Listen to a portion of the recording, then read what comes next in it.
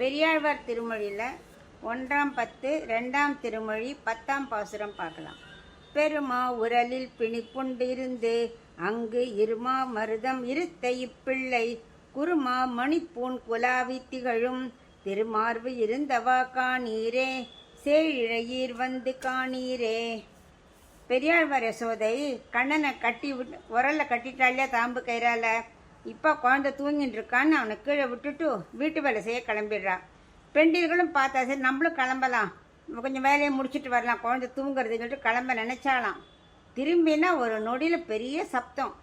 என்னன்னு பார்த்து பதறி வந்தாராம் பெரியாழ்வார் யசோதை. அப்போ வந்துட்டு பெண்டிர்களாம் கூப்பிட்றா, வாங்கோ வாங்கோ என்ன நடக்குது பாருங்கோ அப்படின்னு கூப்பிட்றாராம். என்னன்னாக்க குட்டி கண்ணனை ரொம்ப பெரிய உரல்ல கட்டி வச்சார் இல்லையா, இதெல்லாம் இவரோட யூகம்தான். என்ன நடந்திருக்குன்னு தானாவே யூகிச்சு சொல்கிறாராம் பெரியாழ்வார் யசோதை.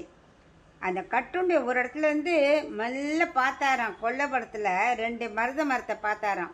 அந்த 2 மரங்களும் என்ன, குபேரனோட 2 மகன்கள். நாரதரோட சாபத்தினால இங்கே மருத மரமாக இருக்கா. அவ 2 பேருக்கும் பகவானோட திருவடி பட்டால் தான் சாப விமோச்சனம் கிடைக்கும். அது கண்ணன் என்ன பண்ணார், இவளுக்கு சாம விமோச்சனம் கொடுக்கணுங்கிறதுக்காக மெல்ல மெல்ல தவழ்ந்து மரத்தில் கீழே சின்ன இடைவெளி இருந்தது. இவ குட்டி கண்ணன் தானே, இடுக்கு வழியாக போயிட்டான். கயரும் வந்துருத்து, ஆனால் உரல் வரல.